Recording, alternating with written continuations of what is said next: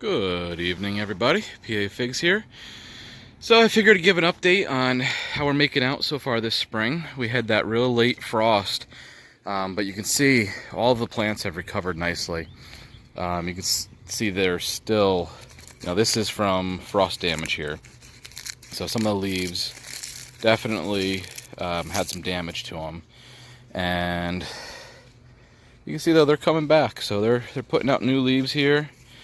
There was a little bit of stunted growth for a while, you can see, but they're doing pretty well. The Martinenca ramata still holding on to one fig. There was another one. Boy, it's so much easier to see these figs when there's no leaves. There's another one, so it's got two. There is another frost damaged leaf. I'll probably start cutting those off as the tree fills in a little bit. Lately, honestly, it's just been a matter of time. I just haven't had a lot of it. But yeah, you can see the new growth's coming in nicely. Fertilizer's been, I think, helping out a lot too. I'm still getting a little FMV, which to me is usually a sign that I need to increase a little bit of fertilizer, make sure that tree's growing healthy. But everything is doing pretty well. And I'll show you, so I showed you the frost damage, so that's what frost damage looks like on a tree that's starting to heal. Let's go over here and I'll show you what sunburn looks like. You can see these trees here got a little too much sun too fast coming out of the greenhouse, and you can see there is sun damage on the trees. It almost looks like rust, but it's not. It's sun damage from the sun. Acclimated them too quickly to the full sun here, and I didn't really have too much of a choice. I don't know where you put trees. I guess I could have carried them all the way over to the side of the house there, but I don't have a lot of room on that side between the neighbor, and there's no way to water over there, so makes it kind of tough, but they should recover pretty well. And the sunburn's not the end of the world. Doesn't seem to slow the tree down. Just doesn't look real pretty. You just don't want to get it so bad that the tree drops all of its leaves. So I'm gonna leave them there for a few more days, probably mid next week. I'll come out and get them all moved out to their permanent summer homes. And Violet de Bordeaux still holding on to a couple of Brabas, but they got hit by the frost, and they also had some sun damage from being in the garage and then coming out into the sun. They were kind of put out growth in the garage without any light, so it's kind of a hit and miss, like you can keep your garage warm and keep your figs healthy, but you take chances of them growing in the spring and putting out growth and figs and leaves, and then them having problems when they go out into the sun. Or you can keep it cooler but then risk that your trees die off. I can tell you this was the first year ever that I had no trees die at all. I don't think I even really had die off in the garage. And I keep kind of thinking to myself, okay, what did I do different this year from other years? Because normally I lose a tree or two, and I certainly have a lot of dieback. The only thing I can think of is I was religious, and I mean religious, of making sure to give each tree at least a cup, if not 2 cups of water every month. The other thing I did was I put a little space heater in, just a little electric 1500 watt heater, and I had it set to, I don't know, probably 32 degrees, if that. I mean, it just came on those nights where it got super, super cold. And a little tiny space heater in my decent sized garage is not going to help much, but I think it was really more the watering than anything. I think that watering really did a great job on keeping these trees, from drying out and dying over the summer, or over the winter, I mean. So, let's see, what do we got going on in the greenhouse? Not much going on in here at this point. I've got that Coleodon Roja that I was doing that test on last year. Unfortunately, none of them survived very well last, not this winter, the past winter. And in the summer they had trouble and they died back. So they're coming back, but I don't know if I'll get any fruit on it this year. That's a Pareto air layer that I took off. You can see it did not have as big of a root ball as it should have. And those leaves were not getting enough moisture, so it dropped those leaves. It should do okay. I have it in a self-watering pot. It should put out some new leaves, hopefully.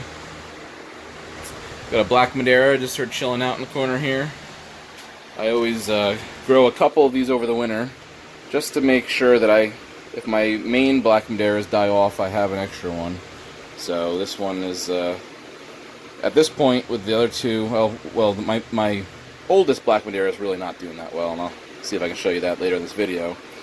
But the one that's out here on the side of the greenhouse in the fabric pot is doing real well. Kind of hard to see. So this one will either be an extra, or I'll grow it into, you know, a third black Madeira.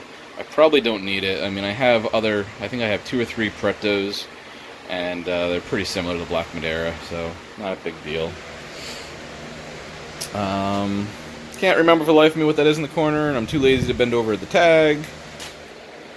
That right there is the Pareto that I was putting a couple air layers on.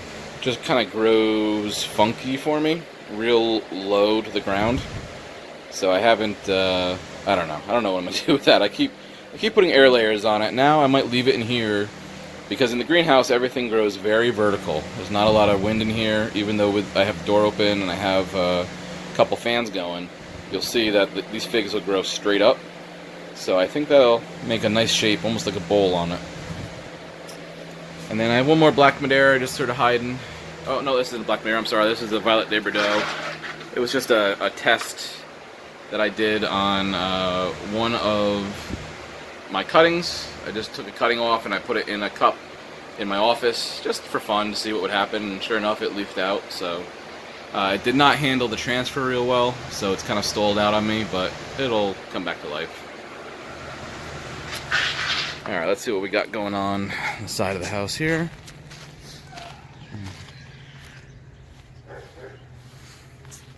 Trying to lower the amount of fig trees I have on the side of the house this year. It gets too crowded over here once they really get going, and then I can't get to any of the plants behind them, but everything's looking pretty darn good this year.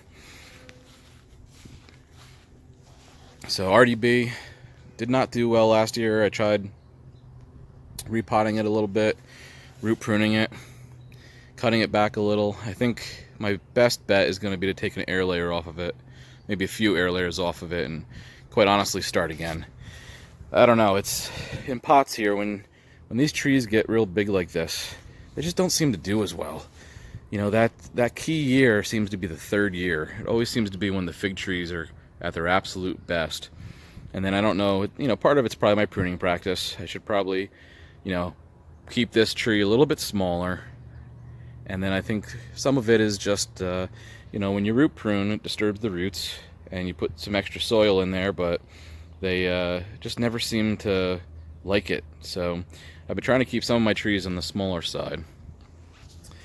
But then again, I say that, and this Brogiotto Nero is in, you know, a smaller pot, and it's a bigger tree, and it produces year after year. So, you know, it's kind of hard to tell sometimes, but I don't know. I'm not real good at keeping my trees, you know, shaped. I kind of like a little bit of a natural look to them, as opposed to that, I don't know what you'd call it, more of that man-made look.